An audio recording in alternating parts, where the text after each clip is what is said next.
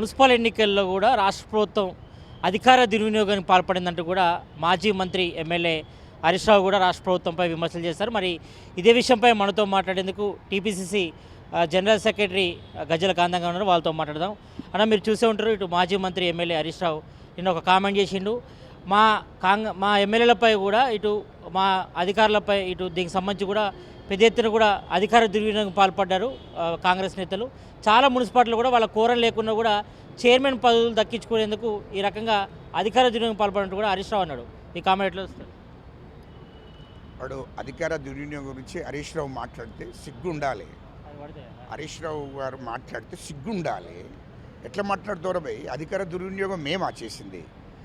తెలంగాణ ప్రజలు స్వచ్ఛందంగా కాంగ్రెస్ ప్రభుత్వం మీద నమ్మకంతోని, మా ముఖ్యమంత్రి రేవంత్ రెడ్డి గారి మీద నమ్మకంతోని, మా మహేష్ గౌడ్ అన్న గారి మీద నమ్మకంతోని, అక్కడ ఉన్న మా రాహుల్ గాంధీ గారి మీద ఉన్న నమ్మకంతోని ఓట్లేశారు. కాంగ్రెస్ పార్టీని నమ్మి ఓట్లేశారు.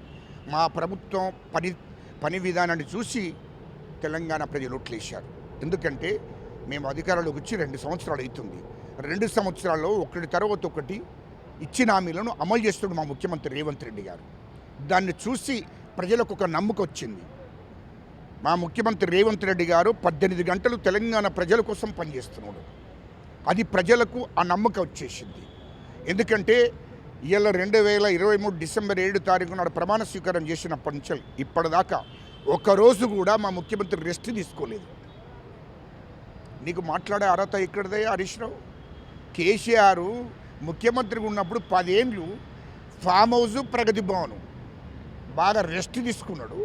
6 నెలలకు ఒకసారి బయటకు వచ్చి మీడియాతో మాట్లాడి, అసెంబ్లీ ఉన్నప్పుడు అసెంబ్లీలో మాట్లాడి ఇంటికి వెళ్ళి మళ్ళీ ఫామ్ హౌస్లో పడుకున్నాడు. తెలంగాణ ప్రజల గురించి ఎన్నడన్నా పనిచేసి రావా మీరు? ఎన్నడన్నా తెలంగాణ ప్రజలకు కలిసి రావా హరీష్ రావు మీరు? అది గుర్తుపెట్టుకోవాలయ్యా. మీరు నియంత గురించి మీరు మాట్లాడుతున్నారు రావయ్యా. మీరు 10 సంవత్సరాలు ఏ ఎలక్షన్లు వచ్చినా పోలీసు వాళ్ళను ఉపయోగించుకొని, చట్టాలను ఉపయోగించుకొని, భారత రాజ్యాంగాన్ని పక్కకు పెట్టి అధికార దుర్వినియోగం చేసింది 10 సంవత్సరాలు మీరయ్యా. రజాకారులు పరిపాలించినట్టు పరిపాలించిందయ్యా 10 సంవత్సరాలు. అది గుర్తుపెట్టుకో హరీష్ రావు. నిజాం చేసినట్టు చేసిందయ్యా తెలంగాణను. మీరు నిజాం పరిపాలన నడిపించారు 10 ఏళ్ళు. రజాకారుల పరిపాలన నడిపించారు మీరు. మాట్లాడంటే 10 సంవత్సరాలు ఎలక్షన్లు జరిగితే ఎక్కడన్నా మీరు ఇతర పార్టీలను, కాంగ్రెస్ పార్టీ కానీ ఇతర పార్టీలను ఎక్కడన్నా మీరు ప్రజాస్వామ్య పద్ధతిలో ఎలక్షన్లు జరగనిచ్చిన రావయ్యా? ఈ పార్టీలను ఎక్కడన్నా మాట్లాడనిచ్చిన రావయ్యా? కనీసం ప్రజలు మాట్లాడిచ్చిర్రా? స్థానిక ఎన్నికల్లో కానీ, మున్సిపల్ ఎన్నికల్లో కానీ, జడిపి ఎన్నికల్లో కానీ 10 సంవత్సరాలు ఎక్కడన్నా మీ రాజ్యాన్ని మీరు నడిపించారు. కేసీఆర్ రాజ్యాన్ని, దొరరాజ్యాన్ని నడిపించారు. పోలీసు యంత్రాంగాన్ని మొత్తం భయభ్రాంతులకు గురి చేసి వాళ్ళను మీ దగ్గర పనిచేయించుకున్నారు. వాళ్ళు చాలా బాధపడుకుంటూ పనిచేశారు 10 ఏళ్ళు. మీరు ఇష్టం వచ్చినట్టు రాజ్యాన్ని నడిపించారు తెలంగాణలో. అది తెలంగాణ ప్రజలందరికీ కూడా తెలుసు. ఇది ప్రజా పరిపాలన నడుస్తున్నది. మా ప్రభుత్వం కూడా తెలంగాణ ప్రజల కోసం పనిచేస్తుంది. ప్రజా పరిపాలన నడుస్తున్నది. ఇది ప్రజలందరికీ స్వేచ్ఛనిచ్చింది. అందుకోసమే ఇలా మున్సిపల్ ఎన్నికల్లో కూడా చాలా ప్రాంతాలలో ఇండిపెండెంట్లు కూడా గెలిచారు. ఎస్ ఇది ప్రజాస్వామ్యం. ప్రజా పరిపాలన నడిపిస్తున్నాడు మా ముఖ్యమంత్రి రేవంత్ రెడ్డి గారు. ఇలా చూడండి, ఇండిపెండెంట్లు ప్రతి మున్సిపాల్లో 116 మున్సిపాల్లో 7 మరి కార్పొరేషన్ ఎన్నికల్లో ఇండిపెండెంట్లు కూడా చాలామంది నిలబడ్డారు. మరి వాళ్ళు గెలిచారు కదా. వాళ్ళని ఎక్కడ కూడా ఎలక్షన్లో ఎన్నికల కమిషన్ కానీ, పోలీస్ యంత్రాంగం కానీ, ప్రభుత్వ అధికారులు కానీ ఎక్కడ డిస్టర్బ్ చేయలేదే. కానీ చాలా చోట్ల హంగొచ్చింది. దీంతో ప్రజాప్రభుత్వంపై వ్యతిరేకత మొదలైందంటూ కూడా బీఆర్ఎస్ నేతలు అంటారు. హంగు వచ్చేక్కడ వచ్చింది అయ్యా. ఇయాల్లో 190% ప్రజలు కాంగ్రెస్ ప్రభుత్వం మీద నమ్మకంతోని, మా ముఖ్యమంత్రి రేవంత్ రెడ్డి గారి మీద నమ్మకంతోని ఓట్లేశారు. మా పిసిసి అధ్యక్షుడు మహేష్ గౌడ్ గారి మీద నమ్మకంతో ఇయాల్లో నమ్మకంతో ఓట్లేశారు. 190% ఓట్లేశారు ప్రజలు. అందుకోసమే 190% రిజల్ట్ మాకు వచ్చింది. మున్సిపల్ చైర్మన్లు కానీ, మేయర్లు కానీ కాంగ్రెస్ ప్రభుత్వం, కాంగ్రెస్ పార్టీ కార్యకర్తలు అయ్యారు. చైర్మన్లు, మేయర్లు. అదేవిధంగా కొన్ని అక్కలలో, కొన్ని మున్సిపాలిటీలలో ఇండిపెండెంట్లను కూడా చేశాం. మా ముఖ్యమంత్రి గారు ఇండిపెండెంట్లను కూడా చైర్మన్లు చేయడం జరిగింది. అది గుర్తుపెట్టుకోవాలి. ఇవాళ చాలా అక్కల్లో కూడా ఇండిపెండెంట్లు బీఆర్ఎస్ కన్నా ఎక్కువ గెలిచారు. అది గుర్తుపెట్టుకోవాలి. హరీష్ రావు, సిగ్గు ఉండాలి మాట్లాడడానికి, సిగ్గు లజ్జ ఉండాలి. నీకు ఎక్కడ చూసినా బీఆర్ఎస్ కన్నా ఇండిపెండెంట్లు ఎక్కువ గెలిచిర్రాయా బాబు. మరి ఇండిపెండెంట్ ఎట్లా గెలిచిర్రాయా? మేము మా ప్రభుత్వం గిట్ట ఉక్కుపాదం మోపితే ఇండిపెండెంట్ గెలుస్తారా? మీరు గెలుస్తారా? ప్రజాస్వామ్య ప్రభుత్వం అయ్యేది, ప్రజలకు స్వతంత్రం ఇచ్చింది. ఆ ఓటు ఎవరికన్నా వేసుకోవచ్చు. అంటేనే తెలంగాణ మొత్తములో ఇండిపెండెంట్లు బీఆర్ఎస్ కన్నా ఎక్కువ, బీఆర్ఎస్ పార్టీ కన్నా ఎక్కువ ఇండిపెండెంట్లు గెలిచారు. వాళ్ళను కూడా ఇండిపెండెంట్ల క్యాండిడేట్లను కూడా చైర్మన్ చేశారు మా ముఖ్యమంత్రి రేవంత్ రెడ్డి గారు. అది గుర్తుపెట్టుకోవాలని చెప్తున్నా. మంత్రి వివేక్ వెంకటస్వామి ఉద్దేశపూర్వకంగానే బాల్కసుమన్పై కేసు పెట్టించి జైల్లో పెట్టించారని బీఆర్ఎస్ నేతలు అంటారు. మా గవర్నమెంట్ వచ్చిన తర్వాత మేమేంటో చూపిస్తామని ఆయన అంటుండు బీఆర్ఎస్ నేత. హరీష్ రావు ప్రవీణ్కు చెప్తున్నా, హరీష్ ప్రవీణ్కు, మీకు సిగ్గు లజ్జ లేదు. బీఆర్ఎస్ పార్టీని పాతరేసిండ్రు తెలంగాణ ప్రజలు. 2023లో ఓడగొట్టారు ఎలక్షన్లు. పార్లమెంట్ ఎలక్షన్లో మీకు డిపాజిట్లు రాలేదు. సర్పంచ్ ఎన్నికలు, ఎమ్మెల్సీ ఎన్నికల్లో మీ క్యాండిడేట్లకు దిక్కులేరు. సర్పంచ్ ఎన్నికల్లో ప్రజలు ఓడగొట్టారు. మొన్న జూబ్లీహిల్స్ ఎన్నికల్లో కూడా అక్కడున్న జూబ్లీహిల్స్ కాన్స్టిట్యూన్సీ ప్రజలు ఓడగొట్టారు. బీఆర్ఎస్ను, కాంగ్రెస్ పార్టీని గెలిపించారు. ఇప్పుడు మున్సిపల్ ఎన్నికల్లో కూడా తెలంగాణ ప్రజలు కాంగ్రెస్ ప్రభుత్వాన్ని నమ్మారు, ఓట్లేశారు. కాంగ్రెస్కే పట్టం కట్టారు. మీకు సిగ్గు ఉండాలి. ఇంకెందుకు ఇంకా మీ పార్టీ ఎక్కడదే? బీఆర్ఎస్ పార్టీ అనేది బీజేపీలో విలీనం చేయబోతున్నారు. ఇంకా ఇక్కడదే మీ పార్టీ తెలంగాణ రాష్ట్రంలో ఇంకా అధికారం అనేది సిగ్గు ఉండాలి. మీకు అధికారం ఎక్కడిది? అసలు కేసీఆర్ కుటుంబాన్ని తెలంగాణ ప్రజలు నమ్మకనే ఓట్లెత్తలేరు. అది గుర్తుపెట్టుకో అంటున్నా. సిగ్గుండాలి మీరు మాట్లాడడానికి. ఈ ఎలక్షన్లో మొత్తము బీఆర్ఎస్ కన్నా ఇండిపెండెంట్లకు గెలిచారు. మా కాంగ్రెస్ పార్టీ తర్వాత ఇక్కడ ఎవరు గెలిచారంటే ఇండిపెండెంట్లే. ఆ ఇండిపెండెంట్లు అక్కడ వార్డులలో పాపం వాళ్ళంతా ప్రజాసేవ చేసేటోళ్ళు కాబట్టి వాళ్ళకు ఓట్లు వేసి ఇండిపెండెంట్ని గెలిపించారు. బీఆర్ఎస్ను ఖతం చేశారు ఇక్కడ. ఇంకా మళ్ళీ వాళ్ళు ఎక్కడ అధికారులకు వస్తారు? ఇంకా 20 ఏళ్ళు కొన్ని చోట్ల కాంగ్రెస్ బీఆర్ఎస్ పార్టీ రాదు అధికారం. కానీ కొన్ని మున్సిపల్ చోట్ల కాంగ్రెస్ బీఆర్ఎస్తో పోయింది, కొన్ని చోట్ల బీజేపీతో పోయింది. ఎందుకు షేర్ చేసుకోవాల్సి వచ్చింది చైర్మన్ మున్సిపాలిటీ? మేము ఎక్కడ కూడా బీఆర్ఎస్కు సపోర్ట్ చేయలేదు.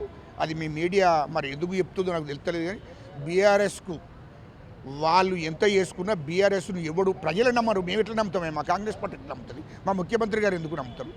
ఎట్టి పరిస్థితుల్లో బీఆర్ఎస్కి ఎక్కడ కూడా సపోర్ట్ చేయలేదు. బీఆర్ఎస్ అనేది దాన్ని మేము, మా ముఖ్యమంత్రి గారు మొత్తం దాన్ని పాతరేయాలని చూస్తే పునాదుల మీద నచ్చినోడు మా ముఖ్యమంత్రి రేవంత్ రెడ్డి గారు. బీఆర్ఎస్ పార్టీకి సపోర్ట్ చేసేది ఇక్కడ తెలంగాణలో ప్రజలు సపోర్ట్ చేయరు. ఏ పార్టీ కూడా దానికి సపోర్ట్ చేయదు. అసలు మా ముఖ్యమంత్రి గారు దాన్ని 100 ఫీట్ల లోతులో తొక్కేయాలని చూస్తున్నాడు. అసలు దాని అడ్రస్సే ఉండదు. ఇక బీఆర్ఎస్ బీజేపీలకు పోయినాక ఇంకెందుకు ఉంటుంది? అది ఇంకా తెలుగుదేశం పార్టీ అన్న ఇంకా తెలంగాణ ప్రజలు మాట్లాడుకునే పరిస్థితి ఇంకా 50 ఏళ్ళైనా మాట్లాడుకునే తెలుగుదేశం పార్టీ గురించి. కానీ బీఆర్ఎస్ గురించి ఇక మాట్లాడే పరిస్థితి కూడా ఉండదు ఇంకో 2 ఏళ్ళ తర్వాత. అసలు దాన్ని గుర్తు చేసుకునే పరిస్థితి కూడా ఉండదు తెలంగాణలో. అది గుర్తుపెట్టుకోండి. ఇక దాని గురించి మాట్లాడే పరిస్థితి కూడా రాదు. అర్థం చేసుకోండి అది. ఎందుకంటే అయిపోయింది, దాని కథ ముగిసింది అది. ఎందుకంటే అది బీజేపీలో విలీనం కాబోతుంది కాబట్టి దాన్ని ఎవడు నమ్మతలేడు, నమ్మడు కూడా. ఇప్పుడు రిజల్ట్ చూస్తున్నావు కదా మున్సిపల్ ఎన్నికల్లో. మీరు టోటల్ చూడండి, మీడియా వాళ్ళు కూడా రాష్ట్రంలో మొత్తం కాంగ్రెస్ పార్టీ తర్వాత 90% ప్రజలు కాంగ్రెస్ పార్టీ కొట్లేశారు. 90% మాకు 90% 90% ప్రజలు ఓట్లేసి గెలిపించారు. మాకు 116లో దాదాపు 90 నుంచి 100 మున్సిపల్ చైర్మన్ మా వాళ్ళు అయ్యారు. మేయర్లు 7 కార్పొరేషన్లు ఉంటే 7లో 6 మా వాళ్ళు అయ్యారు. కానీ బీఆర్ఎస్ నేత ఆర్ఎస్ ప్రవీణ్ మాట్లాడుతూ మరి ఇక్కడ అధికార దుర్వినియోగం పాల్పడి చాలా చోట్ల డబ్బులు పంచారు, మద్యం పంచారు, చాలా చోట్ల వార్డు మెంబర్లు అందరూ కూడా కొనుపడేసిరు కాంగ్రెస్ నేతలు అంటూ కూడా ఆర్ఎస్ ప్రవీణ్ అంటుండు. ఇగో ఆర్ఎస్ ప్రవీణ్ అనేటోడు కేసీఆర్కు పెద్దపాలేరు, కేసీఆర్ కుటుంబానికి. ఆ పెద్దపాలేరు మాట్లాడితే పట్టించుకునే పరిస్థితులు ఇక్కడ ఎవరు లేరు వాళ్ళకి. ఎందుకంటే వాళ్ళ బీఆర్ఎస్ ఆ కేసీఆర్ దొర దగ్గర పనిచేస్తుండ్రు కదా, వాళ్ళు 10 ఏళ్ళు మందు మారుబలం డబ్బు పంచిర్రు కదా, అదే పద్ధతిలో ఇతర పార్టీలు కూడా పంచుతాయి, మా కాంగ్రెస్ పార్టీ కూడా పంచుతుంది అనుకుంటున్నారు. కానీ అది తప్పు. అది తెలంగాణ ప్రజలందరికీ కూడా తెలుసు. ఎందుకంటే కాంగ్రెస్ పార్టీ అయినా కాంగ్రెస్ ప్రభుత్వం అయినా మా ముఖ్యమంత్రి రేవంత్ రెడ్డి గారైనా ప్రజల కోసము పనిచేస్తున్నాడు కాబట్టి వాళ్ళు స్వచ్ఛందంగా తెలంగాణ ప్రజలు ఓట్లేశారు, గెలిపించారు. ఇక్కడ అధికార దుర్వినియోగం కాలే. అధికార దుర్వినియోగం అయితే తెలంగాణలో ఇన్ని పార్టీలు ఎట్లా గెలుస్తాయా? ఇన్ని పార్టీలకు ఎట్లా ఇస్తారు? సిపిఐ కేశారు, సిపిఎం కేశారు, బీజేపీ కేశారు, ఇండిపెండెంట్లను గెలిపించారు. ఇది ప్రజాస్వామ్యం ఉన్న ప్రభుత్వము కాబట్టి మా ప్రభుత్వము ప్రజల కోసం పనిచేస్తుంది. ఇది ప్రజాస్వామ్యం ఉంది కాంగ్రెస్ పార్టీలో కాబట్టే ఇంతమంది ఇండిపెండెంట్లు గెలిచారు స్టేట్. ఈ హరీష్ రావుకు బాధ ఏంటంటే మా బీఆర్ఎస్ పార్టీ నాశనం అయిపోయింది, మా బీఆర్ఎస్ పార్టీ కథమైపోయింది తెలంగాణలో అనే భయంతో వాళ్ళు మాట్లాడుతుంది తప్ప వాళ్ళని ఎవరు పట్టించుకుంటలేరు. ప్రజలు అసలే పట్టించుకుంటలేరు. మీ మీడియాకు ఏం పని లేదు కాబట్టి మీ మీడియా పట్టించుకుంటున్నారు ఊకే, కానీ అసలు దాని గురించి పట్టించుకుంటలేరే. మున్సిపల్ ఎన్నికల్లో ఎక్కువగా బీజేపీ గతంతో పోలిస్తే ఇప్పుడు ఎక్కువ స్థానం గెలిచింది. రాబోయే రోజుల్లో అధికారాన్ని ఏర్పరుస్తాం, రాబోయే అసెంబ్లీ ఎన్నికల్లో మేమే పాగా వేస్తామంటూ కూడా బీజేపీ రాష్ట్ర అధ్యక్షుడు ఎన్ రామచంద్రరావు అంటుండు. ఎక్కడ ఏడేసింది నెక్స్ట్ ఇప్పుడు ఎక్కడ వేసింది? నెక్స్ట్ టైం దేవుడు బాబు బీజేపీని కూడా నమ్మేటట్టున్నాడు, అవే దేశంలో నమ్మేటట్టున్నాడా? ఇక దాని గురించి మాట్లాడతా, మళ్ళీ ఎపిసోడ్లో మాట్లాడతా. బీజేపీ చరిత్ర మొత్తం తెలుసు, కానీ తెలంగాణ ప్రజలకు తెలుసు, దేశ ప్రజలు కూడా గమనిస్తున్నారు. ఇప్పుడు కరీంనగర్ ఒక్కటి మేయర్ కాగానే ఇక మొత్తం పాగ వేసినట్ట ఎవడో శాస్త్రం చెప్పినట్టు ఉండేది, అది ఎవడో శాస్త్రం చెప్పినట్టున్నది. అట్లంటే ఇండిపెండెంట్ కూడా చాలా కాలం చైర్మన్లు అయ్యారు, మరి వాళ్ళు ఎంత చెప్పుకోవాలి? బీజేపీ ఒక కారణే చైర్మన్ అయితే ఇంత పరిశాన్ సంఖ్యలు గుద్దుకుంటుంది. మరి రాష్ట్రంలో దాదాపు 5 or 6 మున్సిపాల్లో ఇండిపెండెంట్లే చైర్మన్లు ఉన్నారు పాపం. మరి వాళ్ళు ఏం చెప్పుకోవాలి? బీజేపీ కన్నా బెటర్ కదా వాళ్ళు, బీజేపీ కన్నా బెటర్ కదా. ఇప్పుడు ఒక్క కరీంనగర్ మేయర్ అయితేనే సంఖ్యలు కొట్టుకుంటున్నాం, ఒకటి. మరి అట్లే ఇప్పుడు 5-6 అక్కల్లో దాదాపు 6 or 7 మున్సిపల్ చైర్మన్లను మా కాంగ్రెస్ పార్టీ చేసింది, ఇండిపెండెంట్ అని చేసింది. మరి వాళ్ళు ఎంత సంఖ్యలు గుద్దుకోవాలనే? బీజేపీని ఎవడు నమ్ముతున్నాయి ఇక్కడ తెలంగాణలో? బీజేపీని నమ్మే పరిస్థితి లేదు. బీజేపీ అది భ్రమ. రామచంద్రరావు గారు పాపం భ్రమపడుతున్నాడు. ఆ పార్టీలనే ఒకరికి ముడిపడతలేదు, ఎందుకే పరిశాన్ అవుతున్నారు? ఇప్పుడు బీఆర్ఎస్ను విలీనం చేసుకుంటా అంటున్నారు, బీఆర్ఎస్తో పోతారని కిషన్ రెడ్డి రెడీ ఉన్నాడు. ఇక మళ్ళీ మీకే పొంతన లేదు, మీరు ఎట్లా మాట్లాడతారే? మీకు తెలంగాణ ప్రజలు అది నమ్మే పరిస్థితులు లేరు. తెలంగాణ ప్రజలు బీజేపీని నమ్మే పరిస్థితి ఉంటే 8 పార్లమెంటు మెంబర్లు ఉన్నారు, అంటే ఎంపీలు ఉన్నారు. ఎంపీలు ఎక్కడన్నా వాళ్ళ పార్లమెంట్లలో గెలిచిన రావే? అది చూసుకొని మొదలు 2 కేంద్ర మంత్రులు ఉన్నారు, ఒక్కటే కరీంనగర్ వచ్చింది. కేంద్ర మంత్రులు 2 ఉన్నారు, ఎక్కడ గెలిపించారా వీళ్ళంతా? ఇంకా చెప్పాను ఫస్ట్ 2 కేంద్ర మంత్రులు ఉన్నారు, ఎంపీలు 8 మంది, 8 మందిలలో 2 మంత్రులు. మరి ఎక్కడ గెలిచినరా? మీ కాంగ్రెస్ గవర్నమెంట్ వచ్చి 2 సంవత్సరాలు అవుతుంది, మీరు హామీలు అమలు ఎప్పుడే చేస్తారు? ఈ మహిళలకు 2500 కానీ పింఛన్ వేస్తా అన్నారు, తర్వాత తులం బంగారం అన్నారు, మిగతా హామీలు ఎప్పుడు నెరవేరుస్తారు? ఇప్పటికే 2 సంవత్సరాలు అయిపోయింది కదా. ఇప్పుడు ఇళ్ళకి కానీ పండుగ కాదు, తొందర పడకుండా. మీ మీడియా వాళ్ళు కూడా మీకు ఏం పని లేదు, తొందర పడకుండా. 2 సంవత్సరాలు అవుతుంది. 2 సంవత్సరాల్లో ఒకటెనుకొకటి. ఎందుకంటే కేసీఆరే 8 లక్షల కోట్లు అప్పు చేసిపోయిండు. 8 లక్షల కోట్లు అప్పు చేసిపోతే ఆ అప్పు కట్టడానికి మా ముఖ్యమంత్రి గారు నానా తిప్పలు పడుతున్నాడు. 8 లక్షల కోట్లకు ఇంట్రెస్ట్ కట్టడానికి. అంటే ముందు తెలియదు అప్పున్న విషయం. ఇటును ముందు తెలిస్తే వేరే బాగానే ఉంటుండే. మా ముఖ్యమంత్రి గారు ప్రమాణ స్వీకారం చేసిన తర్వాత ఇదంతా తెలిసింది. 8 లక్షల కోట్లు అప్పు చేసిండు. అయినా కూడా నిధులు సమీకరించుకుంటూ తెలంగాణ ప్రజలకు ఇచ్చిన హామీలు ఒకటికొకటి నెరవేరుస్తున్నాము. ఎందుకంటే ఫ్రీగా బస్ ఇచ్చాం మహిళలకు తెలంగాణ మొత్తం. రెండవది సన్న బియ్యం ఇచ్చాం. మూడవది రేషన్ కార్డులు ఇచ్చాం. ఉచిత విద్యుత్ ఇస్తున్నాం 200 యూనిట్లు. ఏది పేద ప్రజలకు. ఓటెను కోటి హామీలన్నీ నెరవేరుస్తున్నాం. అదే తర్వాత రైతులకు రుణమాఫీ చేశాం. రైతు భరోసా. దాని తర్వాత ఓటెను కోటి అన్నీ కూడా తెలంగాణ ప్రజలకు ఇచ్చిన హామీలను నెరవేర్చడానికి మా ముఖ్యమంత్రి గారు రోజుకు 18 గంటలు పనిచేస్తున్నాడు. అది గుర్తుపెట్టుకోవాలి. మా ప్రభుత్వము ఎప్పుడు తెలంగాణ ప్రజల గురించే పనిచేస్తుంది, ప్రజల గురించి ఆలోచన చేస్తుంది మా ప్రభుత్వము. మా ముఖ్యమంత్రి గారు నిధులను సమీకరించుకుంటూ తెలంగాణ ప్రజలకు ఇచ్చిన హామీలు ఒకటి నెరవేర్చడం కోసము ముందుకు పోతున్నాడు. అది తెలంగాణ ప్రజలకు ఆ నమ్మకం ఉంది కాబట్టే ఓట్లేస్తున్నారు. అది గుర్తుపెట్టుకోమని చెప్తున్నాను. అసలైన తొలి వెలుగు. ఫాలో వాట్సాప్ @తొలి వెలుగు official.